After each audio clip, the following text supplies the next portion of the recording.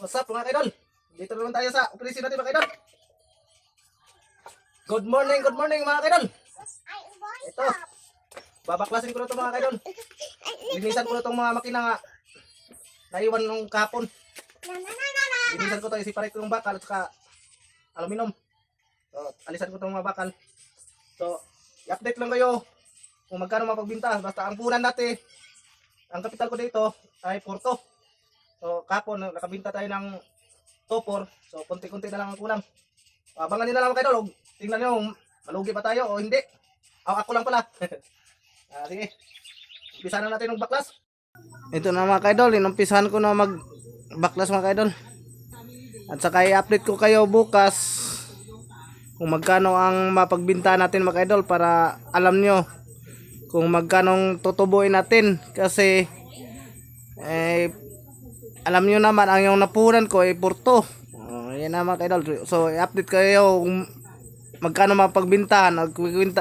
Dansin natin kung magkano ang tutubuin natin para sasadyaan ko yan mga kaidol. Ngayon ipapakita ko sa inyo para mahingkayat kayo kung gano'n day kalaki gano'n kalaki ang tutubuin sa isang mga lakal. So, para may encourage din kayo, para may idea din kayo kung sakali yung gusto nyo mga lakal why not, basta may pira lang okay na. Wala na ang requirements mga kaidol. Ang requirements man sasakyan, tapos maliit na punan, ayun na, umpisa ka na mga kaidol, matik na. So kikita ka na dyan kung masipag ka lang, marunong ka mag-diskarte pag baklas. So linis, marunong ka, kailangan may mga himan ka din gamit para ngayon na tayo natapos mga kaidol. Sa wakas tapos na, abutan tayo ng hapon mga kaidol. Gawain, natutulog ako mga kaidol. Nakatulog ako kasi dinapuan ko ng antok kanina, nagbabaklas.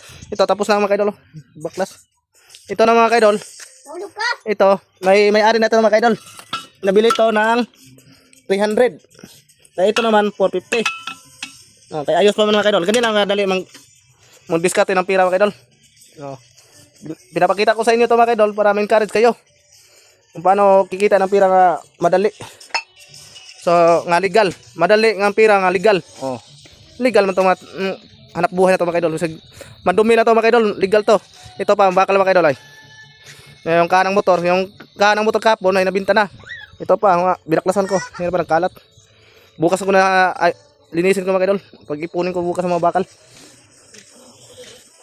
So, ngayon mga kaidol, abangan nyo na lang bukas kung magkano tayo mga kaidol. Basta pinaalam ko yun kasama kapon yung napagbintahan. Ang puna natin, ang kapital natin, digay ang kapital na pagbinta ng isang araw ng video, 5,000 yun mga kaidol. 5,000 mahigit 5,050. So ang 800 pinag-grocery ko mga kaidol. So 800 yun na wala. So Porto ang kapital bali lahat. Ito ang kalakal Porto. Sana nakabinta tayo kahapon ng bakal na mahigit 2,440. 440. So ayan na palang muna mga kaidol. 750 na yun mga kaidol. 750 na yan. Yung dalawa. 750 na yan. Hindi pa ito. Hindi pa kasama to. Ganyan lang kadali maghanap ng pira mga kaidol. I-update ko lang kayo bukas sa video kung magkano tayo para malam niyo kung magkano tayong ngayong araw. Meron pa daw mga kaldero. Kasama yan sa aluminum. Kasama yan sa sa Porto. Kasama yan sa Porto puhunan. Ito kaldero. Yan. Kalderin. I-update ko lang yung bukas kung magkano tayo mga kaidol. Karon ginagawa ko to, ipapakita ko sa inyo para ma-encourage kayo mga kaidol. Kung magkano talaga kikitain sa scrapper. Pero ganito lang mga kaidol, madumi ito mga kaidol pero pira naman mga kaidol. Ipapakita ko sa inyo mga kaidol. Meron pang babakasin ko ngayon mga kaidol. Electric pan. Anso yun mga kaidol. Sige, God bless to all followers. Sana panoorin tong video nyo, video ko. Thank you for watching and God bless to all followers. Babos. See you bukas. Tomorrow another again. Naka-English magkunti mga kaidol.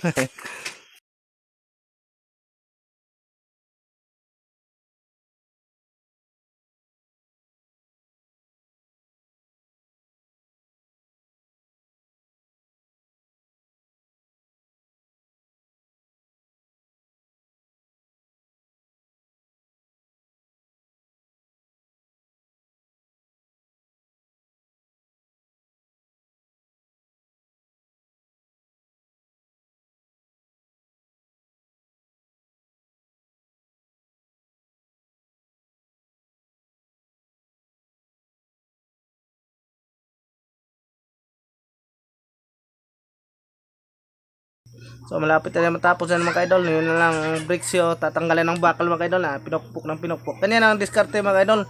Pag matatanggal ng bakal sa brixio. So maghanap lang kayo malapad na bakal ng mga kapal. Yan na mga kaidol, patapos na tayo mga kaidol. Tapos na yan.